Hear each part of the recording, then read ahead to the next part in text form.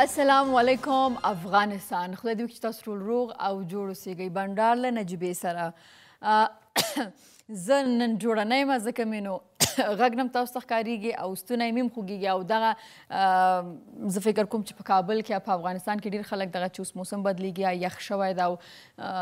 تاسو ګورئ چې کوم خلکو مرکز ګرمي او بخارۍ چالانې شوي دي نو د هوا څومره ورسره خیرنه شوی سیم او دوړو وهلي هر وخت په افغانستان کې او کله چې ژمی شي نو دغه لوګي او دا شیان هم ډېر شي نو تروټ انفیکشن زکام دا شیان ډېر زیات شي نو زما هم ستونی نیولی ده. خو کوشش به دا کولې چې د شنبې ورځ ده او ستاسو چې څومره ایمیلونه موږ ته رالیږلي هغې ته ځواب ورکړو، میلمانه هم درته لرو، اشپزي هم درته لرو او زه به د آریانا تلویزیون یوټیوب چینل ته هلته چې تاسو کوم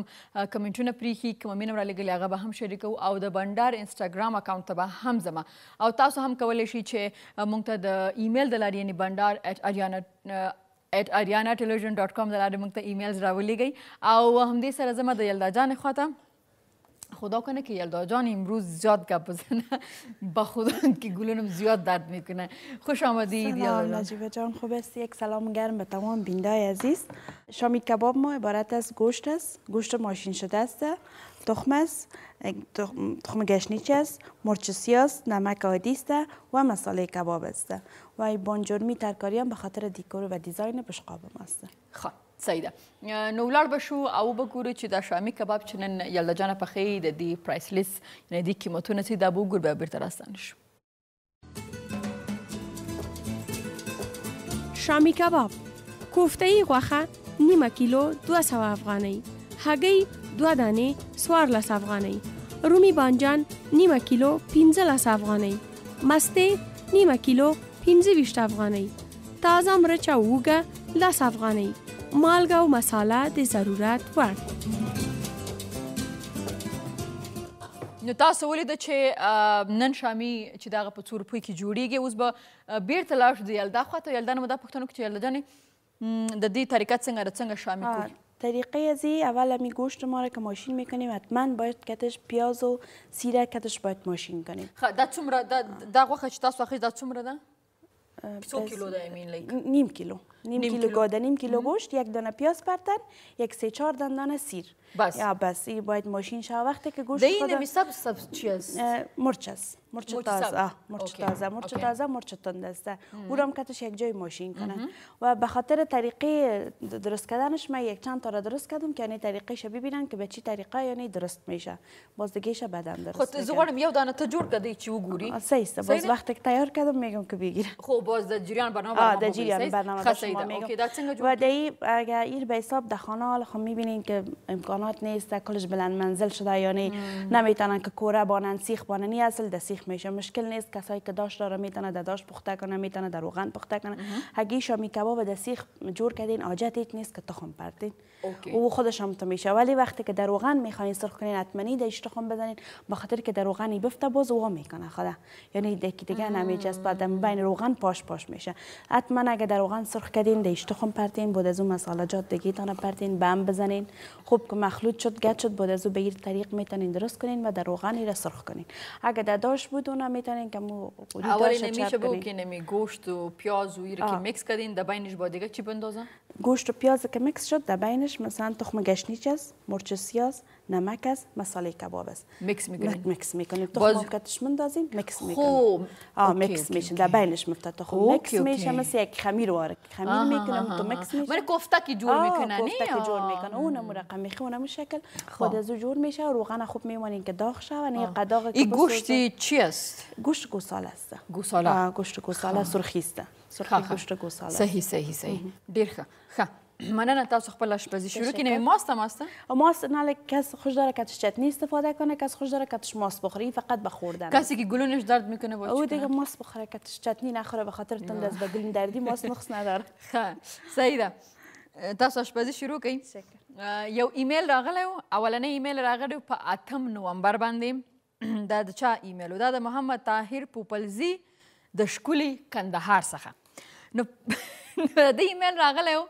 او ده ویلي و چې تا ډېره غټه اشتباه وکړه چې د دې تلویزیون ته راغلی او زه خو دا تلویزیون هېڅ نه ګورم کمال کوي تلویزیون نه ګوري خو ایمیل دې رالیږلی د ایمیل ادرس لکه چې په خوب کې کتلی و که څنګه پوپلځی صاحب هغه وایي که نه وایي سره د بوټانو د کالو د خلکو سترګو کې راننوځي افرین دي در باندې ښه بیا اوس 2 ورځې مخکې بل ایمیل راغلی او څه لیکلي نو پوپلځي صاحب طاهر پوپلځي صاحب د کندهار نه لیکلي نجیبه جانې سلام تا ته او ستا ټولو دوستانو ته چې ستا برنامه ګوري امید چې جوړه روغه اوسې زه محمد طاهر پوپلځی یم د ښکلي کندهار څخه اوس به ستا ته څه وایم نو ځکه حوصله کوئ کله چې خبرې کوئ کله چې چا باره کې څه رای ورکوئ نو سوچ پې کوئ صحیح ده خو بیا هم پوپلځی صاحب ډېره زیاته مننه د ښکلي کندهار څخه کور د ودان مننه او اوس هم زو د بل ایمیل خواته او دا هم د یو اس ای نه موږ ته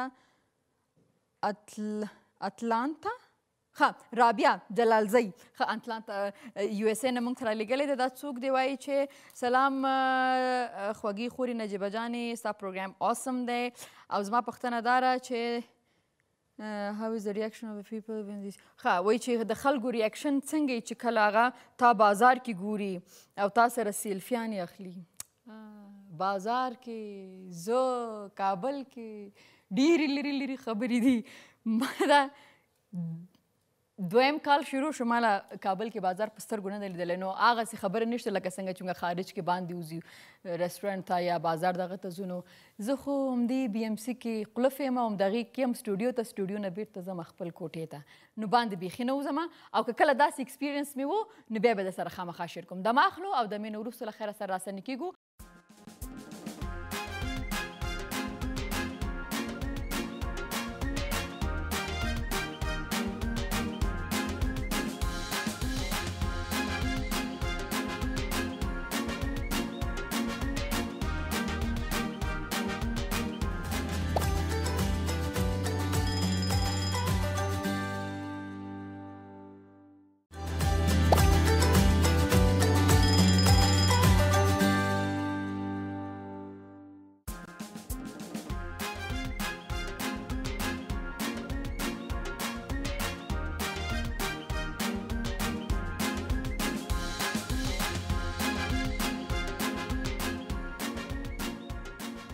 ښه راغلاست وروسته له دمې څخه بنډار له نجیبې سره خدای دې وکړي چې تاسو د خپرونې نه خوند اخلئ ستاسو ایمیلونو ته او د بنډار فیسبوک پاڼې خواته به ځم او د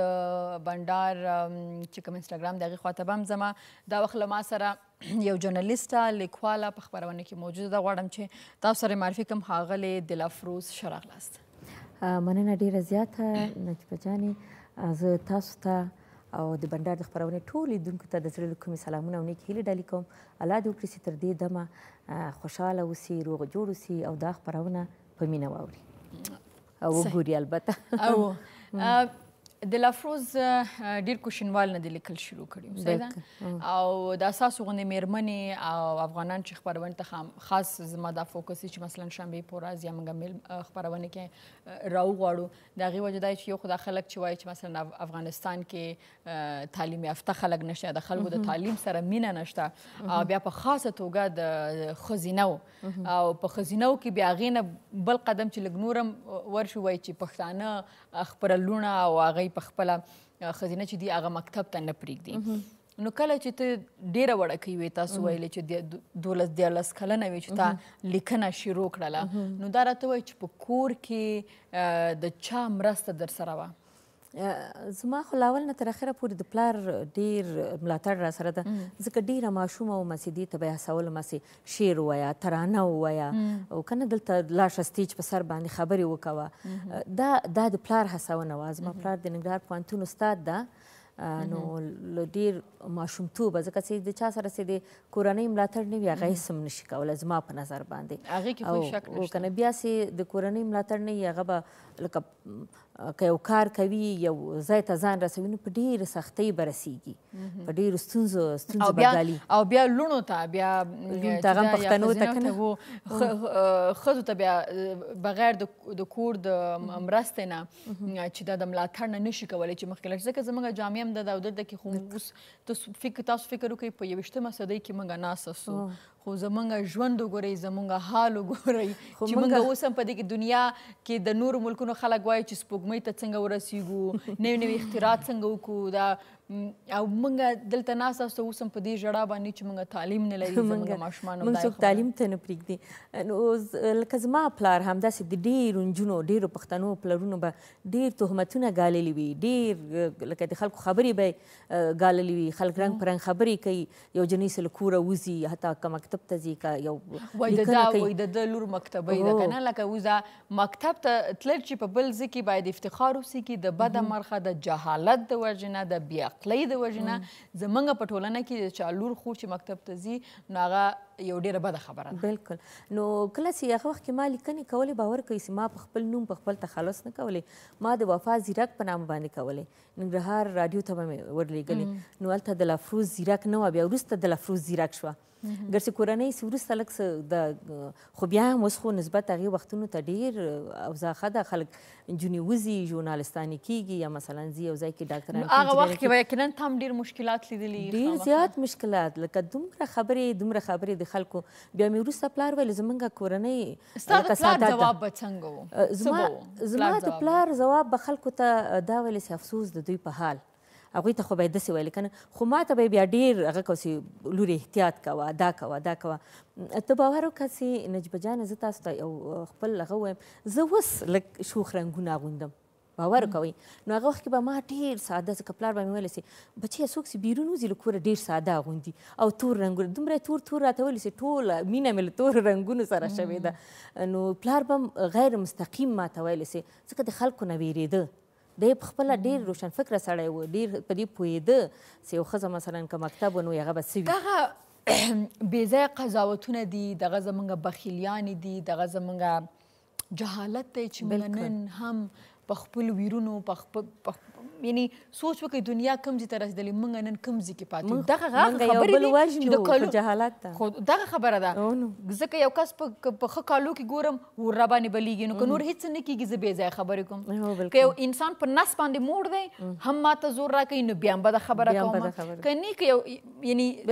زیاتره خلکو سره زموږ څه کار یعنې موږ به دا وګورو یو کس به زموږ د که خپلوان هم یا باید حق نه لري نو نور خو موږ که وګورو تاسو په سوشل میډیا کې لاړ شئ تاسو هر ځای ته لاړ شئ تاسو لږ د خپل چار پیچل وګورئ هغه انګلیسي کې وایي څه چې که یې هغه بیا بېرته تا ته خپلې مخې ته درېږي نو همدغه خبره ده که موږ بل چا ته احترام ولرو نو خدای به موږ ته هم یو عزت راکړي یو ژوند به راکړي لکه د ډېرو غوندې چې هغه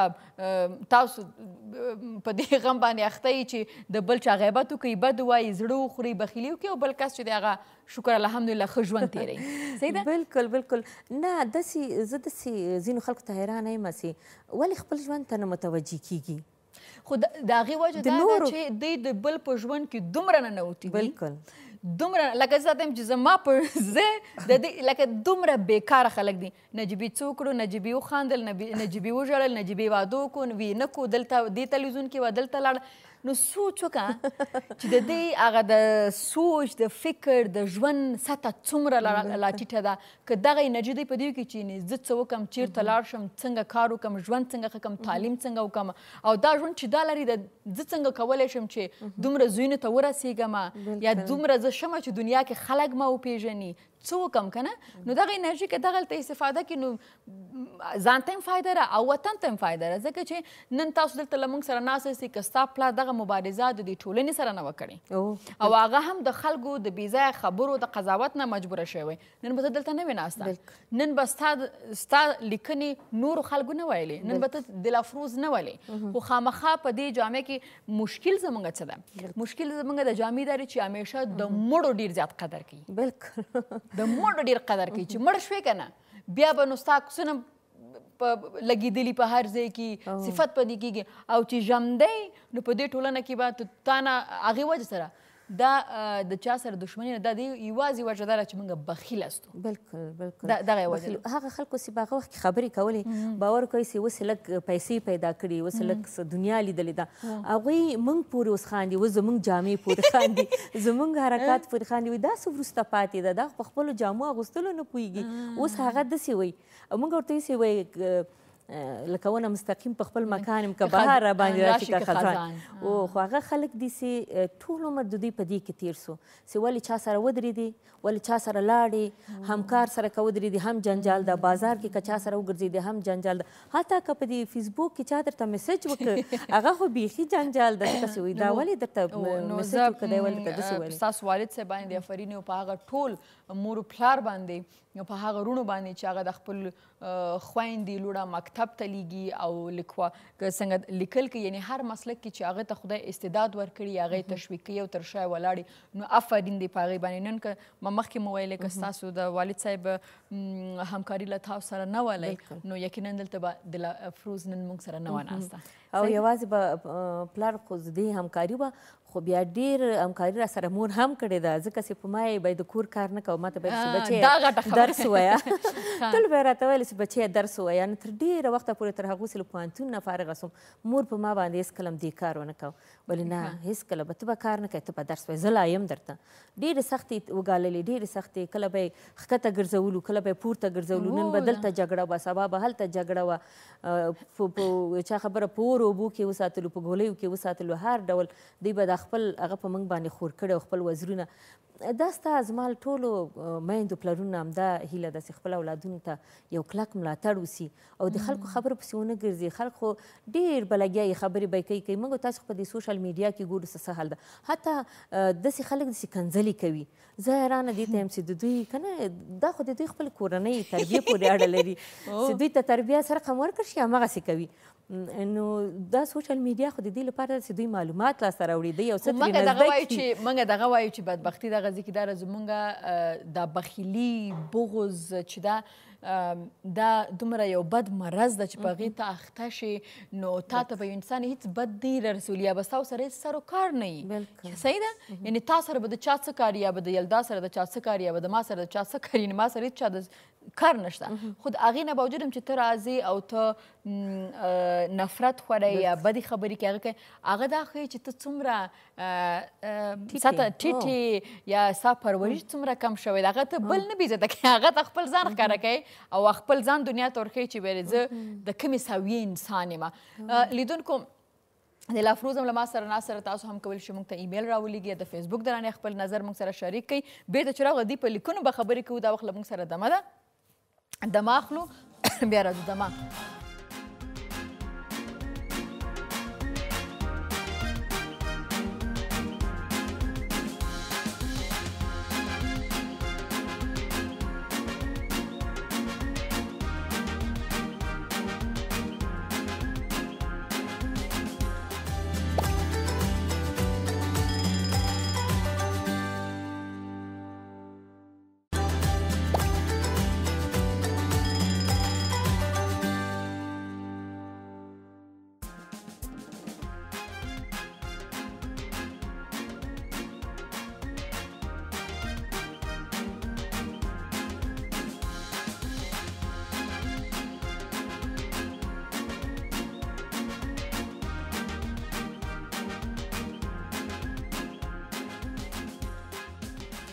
راغلاست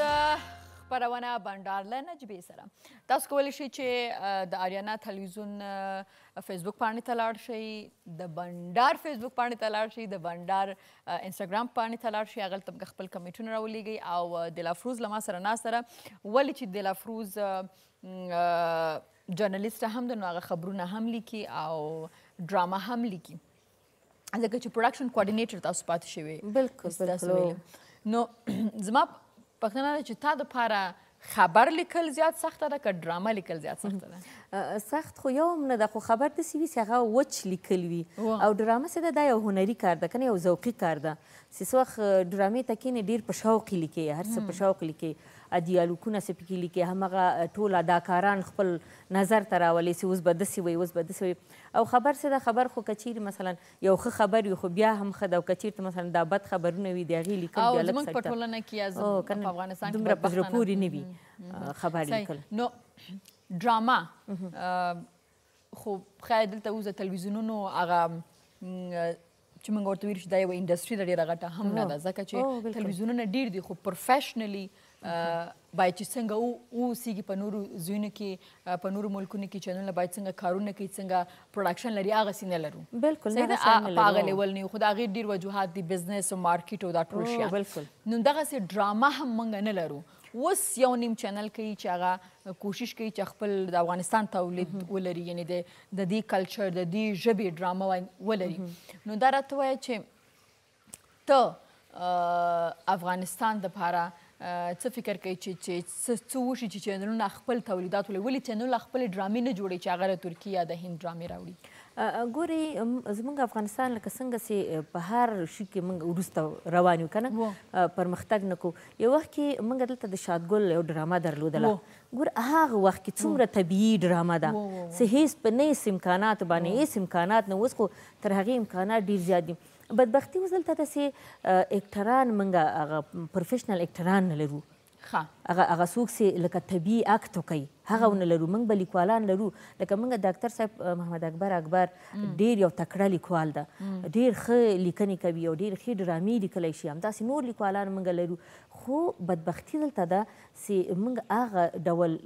لکه چې څوک اکټ وکوي هغسې کسان نه لرو همغه پخواني اکټوران هم زموږ اوس هغسې نه دي پاتې ځکه چې ټولو سره یو ویره ده یو ډار ده په زړه کې نجونې په اسانه نه حاضرېږي کامرې ته او که حاضر هم شي هغه پروفیشنل نه دي هغوی په دې برخه کې زده کړې نه لري مجبوره دي چې راشي که نه یو برخې ته راشي او هغه به ته ورته یو څه وایي لکه یوه جمله هغوی په 10 ساعتو کې نشي ریکاټولی 10 خبرې نشي کولی ګوره دا ستاسو خپرونه مثلا تاسې په کوم ډول پر مخ بیایي ډېر خلک به داسې کوشش وکوي چې هغوی ځان نه نجیبه جوړه کړي خو څوک نجیبه جانه نشي کېدلی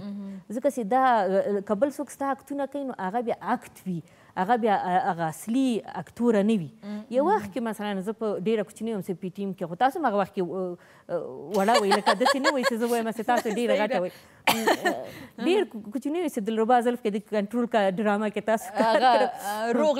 روغ لیونی هو نه موږ د روغ لیوني په نامه نه پېژنده موږ دلربا زلف د کنټرول کا په نامه پېژندل هغه ډرامه نو زما د مور به دومره خوښېدله چې اوس هم تاسو ته دلربا وایي تاسو ته هغه نجیبه جانه نه وایي په کور کې چې کله ستاسو خپرونه ګوري نو اوس خبره دا ده چې موږ به دغسې کسان لکه کو ستا په مقابل کې به بل اکټر موږ لکه کو چې تا سره مثلا ولوبېږي دا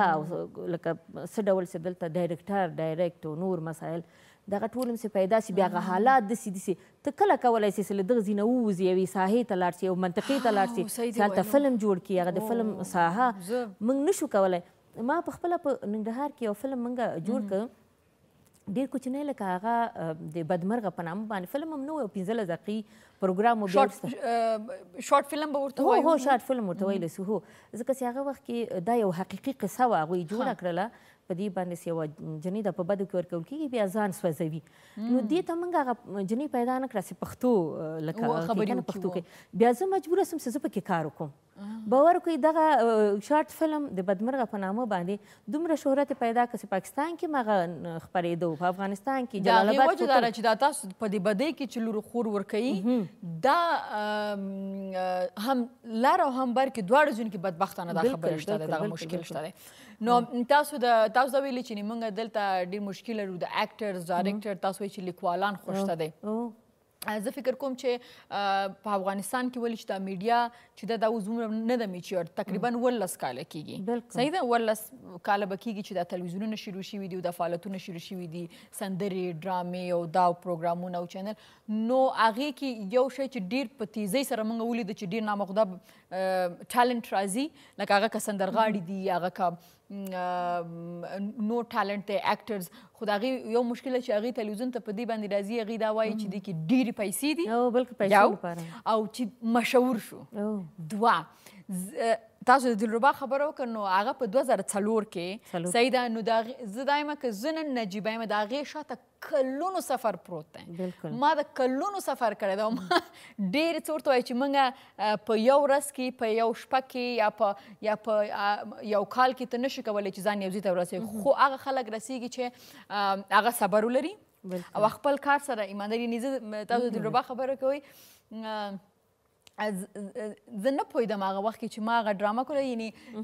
زیاتره خلک ما د هغې په نوم پېژني که زه تا ته اوس ووایم چې دغه ډرامه چې شروع شوه او خلاصه شوه زه پې بیخي پوه نه شم چې دا اکټینګ څه ته وایي صحیح ده. یعنې زه هغه وخت کې چې زه ډرامه کې وم نو څنګه زما عمر هغه وخت هم کم و، نو ما نه ډېر خلک پوښتنه چې ته مشهور شې څنګه، نو ما ته یې زه دومره وړکۍ زه 4 کلنه تلویزیون ته راغلم. د هغې نه څو کاله بعد چې بیا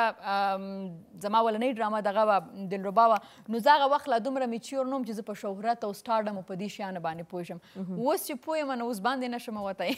خو ستونزه دا ده که نه، اوس ستونزه دا ده چې مثلا تاسو باندې کار نشئ کولی، تاسو خپل ځان داسې یا نور اکټران چې دي ځان داسې آزاد نه احساسوي،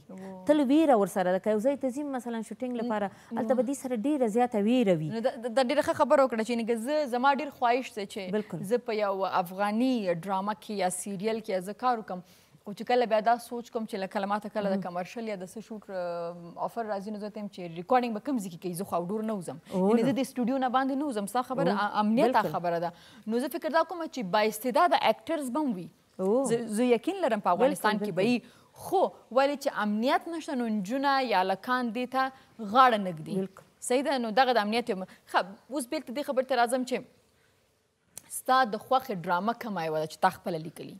ما خو چې اوس کومې ډرامې موږ لیکو سریال ډرامې نه دي که نه، داسې سریال ډرامې نه دي. زما یو ډرامه وه لکه د کور کلي د سولې ثبات په اړه وه، نو په هغې کې د یوې جنۍ ژوند چې هغه د یوې جنۍ له ژوند سره څنګه تمثیل کوي چې دا یو چا سره مینه پیدا کوي او هغه عاشق چې ده لکه دوی سره دښمني لري. تقریبا داسې ډرامې نورې هم شته، خو دا د دې لپاره چې هغه منطقي کې داسې مسایل ډېر زیات وي او داسې څه ډول مثلا دوی بیا سره سوله کوي او څه ډول دلته ثبات رامنځته کیږي او د دوی دغه مینه د دوی په سوله باندې بدلیږي، د دوی د کورنۍ په یووالي باندې بدلیږي او دلته سوله راځي. دا ډرامه زما په دې خاطر باندې ډېره خوښېدله چې هغه حقیقي قصې زموږ د ژوند ډېر ښه. اوس که دا راته ووایې چې ته خپله د لیکوال دپاره یا دغه کس دپاره چې باید هغه په ژوند کې پرمختګ ولري که په هر مسلک کې کتاب څومره ښه دوست دی د چا کیدی شي یا څومره ضروري چې کتاب سره دوستي وکړو؟ کتاب خو داسې یو ملګری ده چې زه فکر کوم چې تر هر چا به ډېر ښه ملګری وي، ځکه تا ته خبرې کوي خو بیرته درته پیغور نه کوي، بیرته مثلا درته که نه د خولې ساز دې نه کوي، در پورې خاندي نه او ته به ډېر څه به ترېنه زده کړې، ساپېړې نه درکوي پر مخ، داسې ښوونکی نه ده. کتاب خو ډېر ښه ملګری ده زما په نظر باندې. کتاب هغه څه ده چې تا هر پول ته رسوي، هر ځای ته دې رسوي. زه په خپله به مې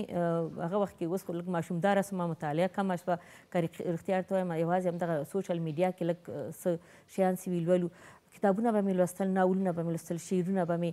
شعرونو کتابونه مې لوستل، د قصو کتابونه مې، ډرامې به مې لوستلې، ځکه زما مسلک سره که نه تړلي، یا مثلا د ژورنالزم په اړه خبر څه ډول او دا ټول کتابونه چې وایي دا ډېر یعنې ما په کلونو مخکې کتابونه ویلي او اوس هم چې زه کله کوم ځای کې کښېنم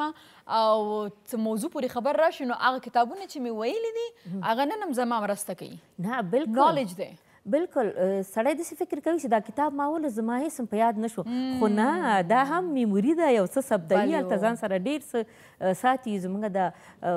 عالمان چې دي، دانشمندان چې دي، دا خو داسې مفت یو څوک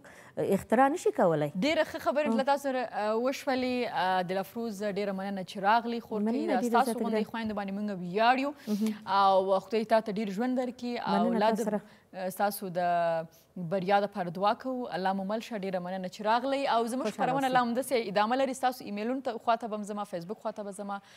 دا وخت دمه اخلو او د مینې وروسته راستانه کېږو دمه.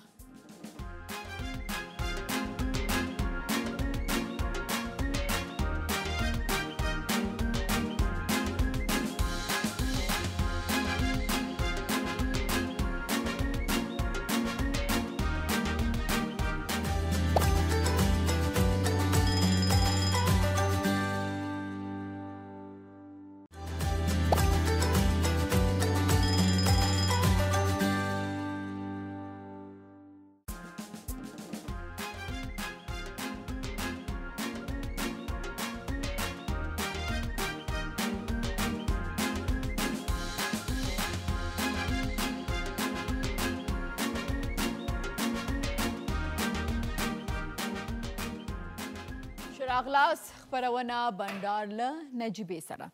انسټاګرام خواته لاړم او دلته د ډېر وخت نه چا یو میسج را لېږلی، احمد جان میسج را لېږلی ده سلام نجیبه جانی، الله می درته صدقه که خدای دی نکی. په دې میسج که تو سره ته شاید پر ما ډیر بد فکر وکړي، خو اما هر فکر چې کوي الله ته زما زړه معلوم دی چې هر عکس دی ګورم یا د برنامه په ټي وي کې ګورم سخت جګرخونه کیږم. خدای دې خیر کړي چې دا ولې. ځکه هغه خلک څومره خوشبخته دي چې تا سره خبرې کوي. زه چې دومره در باندې مین یم یو دفعه هم ستا ملاقات نشم کوی. بیا دې هم خیرات شم. زما شایسته نجیبه جانې ډېره زیاته مننه. خیر اوسئ. زه لرې نه دغومره تلویزیون کې ښه ښکارېږم. بله ها زه سمه شیشه کیم. که خلک چې ما نږدې نه ګوري د هغې نه به خدای نکتی مردم بیخی دقیقه ماندیم. تو که نمیشه ده لاک روپه بلند منزل جور میکند زیر خانه سسای کو که یک تکه چتالی متالی 1 لاک روپه خامیتام جور کو 1000 خو مصرف کو بغما میکنن در این سرک پرتو یگانه خانه که خوش بابت خدا قرآن قی خانه پاک بود. گفتم که تو خوارو سلام علیکم جور هستی بخیر. تو که کن امی صاحب خانه کیه؟ تو خانه تان پاک ستر است که خوشت بیایه. السلام علیکم. سلام خوب هستین؟ بخیر آمدین؟ بخیر صحتت خوب است جان جور است. که خوش بابت دان خانه تان پاک ستره.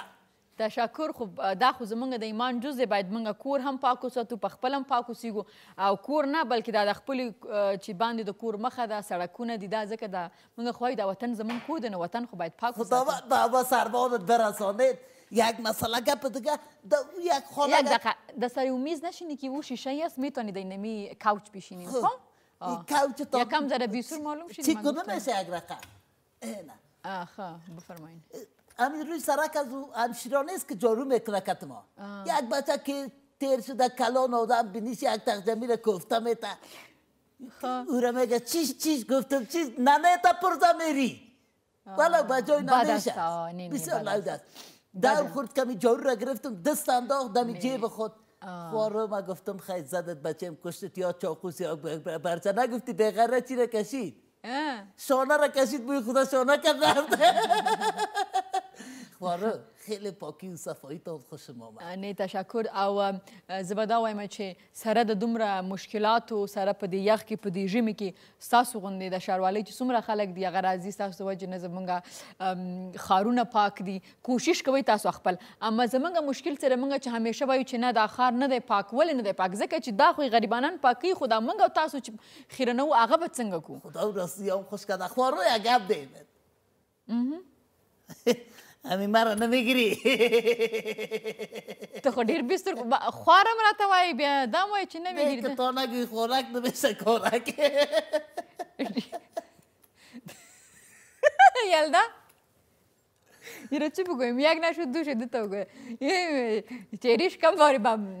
کارشناس ملاقیم میمونه. امونه باشه یک دفعه. امو خودش نباشه یک دفعه. کی؟ ما یک همسایه داریم اونجا. او را میشناسی؟ کدامه؟ کارشناس ملاقی. تو رکه میگی؟ که مثل خواهد که در سرش که ملاقی پلاقی تا دیگه پس که ما به دردت نه خدا. نه تشکر بخیر باشی. اینمی به درد شهر ما بخوری نمو سایسته. والا خدمت میمانای تا میکنم پاکاری میکنم نه. بگم یک کار که خدا میربانه. در دلت خود جغک میزنی. چطور؟ این بروتویت بسیار خوبی شاسیره. کدام؟ بروتت گفتم خدا بخشه ببوی من میگفتم برود که دسته دیگه بخار واری تو را نبود میتا. بسیار نمودیت میتا راست میگن. تشکر. خوش باشید. مسئله شما میتونین برین عالی بس اسی نمیقه ما تحمل کردم. خوش باش. الهی شکر. نه یک جواب چی داد انشالله. یکی پیسه مایسه چی رام بتی فکرت باشه. کمری مرا کلوز کمری مرا کاور میکنی یا اونجا استاد شو یا برو. گپ بزن. برو. از کاراکتر نمور اوزا خد چه دی ویل؟ گفتم خب یک مثلا گپ از پاکاری ها میکنم برات خیلی خدمت میکنم. برو دیگه.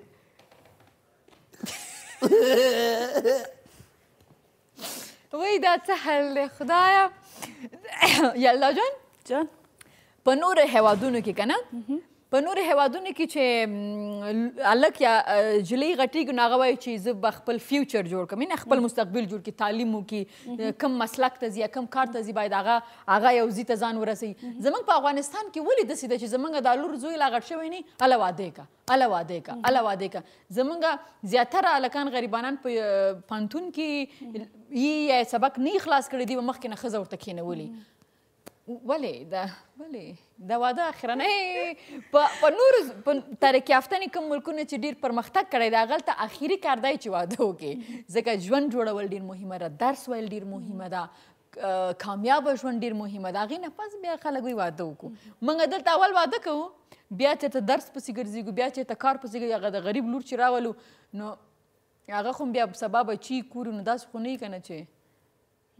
شما کدام میرین دیگه چیز نمیگین شما چی میگین دیگه نجیبه جان به حساب تحصیل گفتینی کسی باید درس خود خب شما نفهمیدین که من چی گفتم نه شما خب پشتو گفتین نه من خب پشتو را بیفهم اینا ما میگم که چرا گپ نمیزنه ما خسایده خسایید نی شما واقعا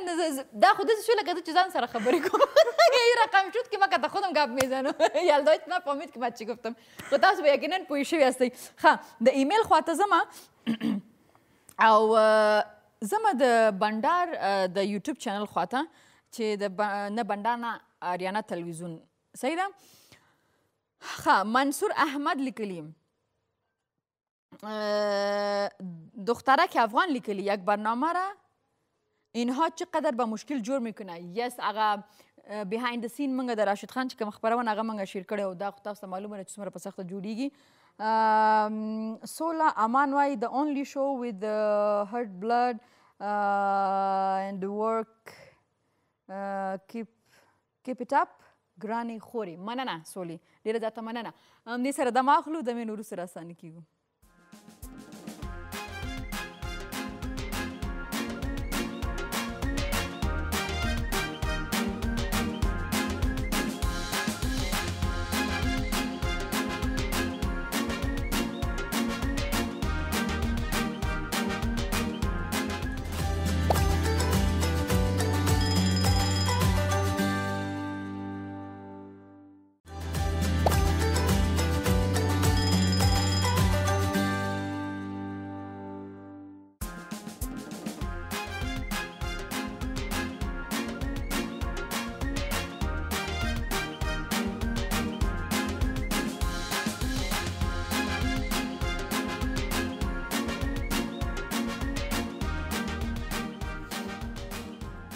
شراغلاس خبرونه بنډار له نجیبې سره خدای دې وکړي چې تدید ما تاسو د خبرونو نه خوند اخلئ بیا زما د بنډار انسټاګرام خواته ظهیر یوسفزي موږ ته لیکلي سلام علیکم نجیبه جانې وایي چې پرون خو نه دا ډېر مخکې د کمنټ پرېښی دی خو ما تاسو وي چې ستاسو کمنټونه زه خامخا شاملوم خو لږ وخت اخلي چې ستا اوښکو زما اوښکې راوبهیولې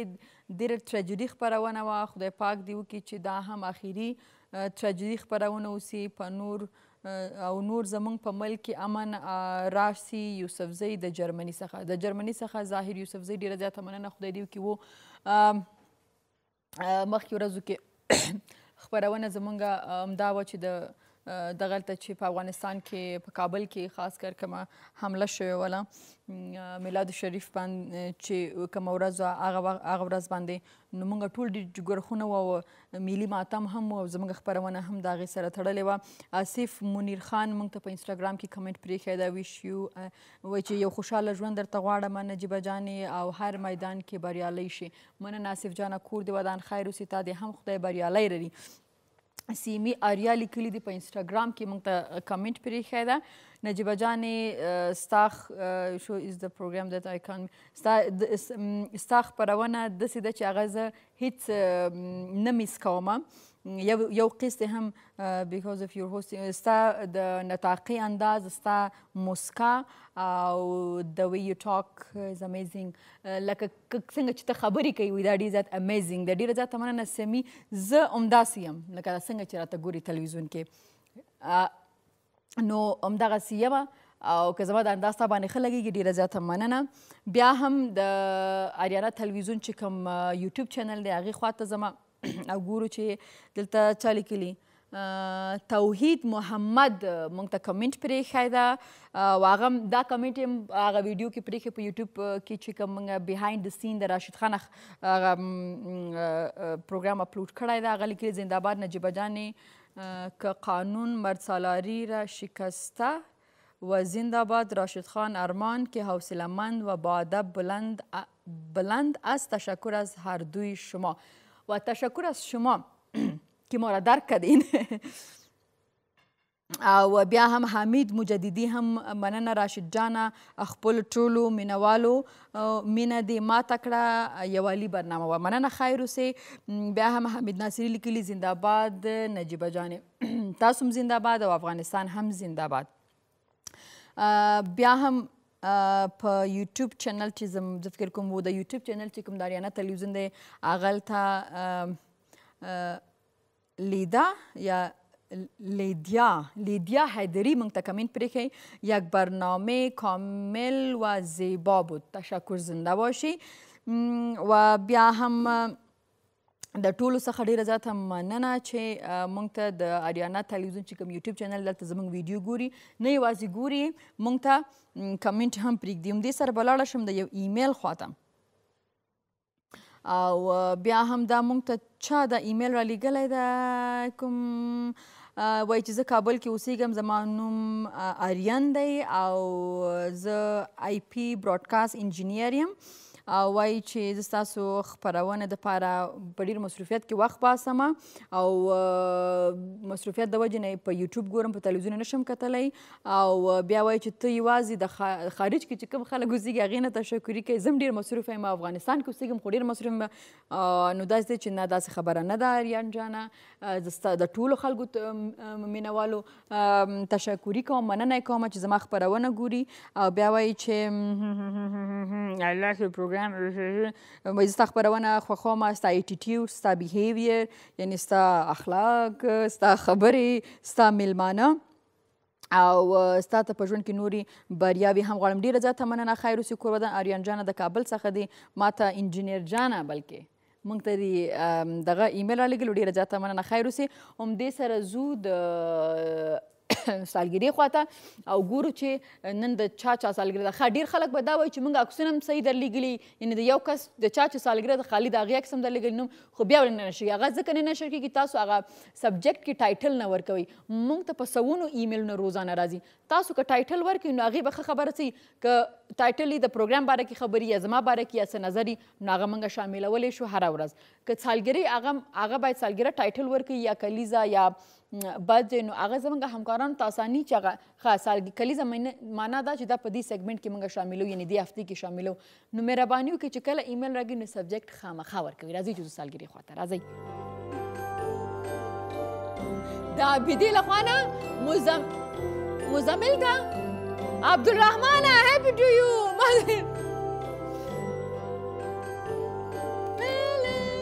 هیپي ټو یو کلیزه مبارک. افسې له خوا نه مزمل جان ته اوس مزمل جان راغی. مزمل جانه خدای دې ډېر عمر درکړي سره د صحته. هیپي ټو یو. ښه انسې د خوا نه عبدالله جان ته هیپي ټو یو کلیزه دې مبارک شه. هیپي ټو یو. اسیې د خوا نه ارحم جانه هیپي ټو یو. څنګه ښه شینکي ځای کې ولاړې خدای دې ډېر عمر درکړي. د بهزاد د خوا نه عباسم جان ته هیپي ټو یو. خو اوکې د پرخې اوریا د خوا نه مدثره هیپي ټو یو.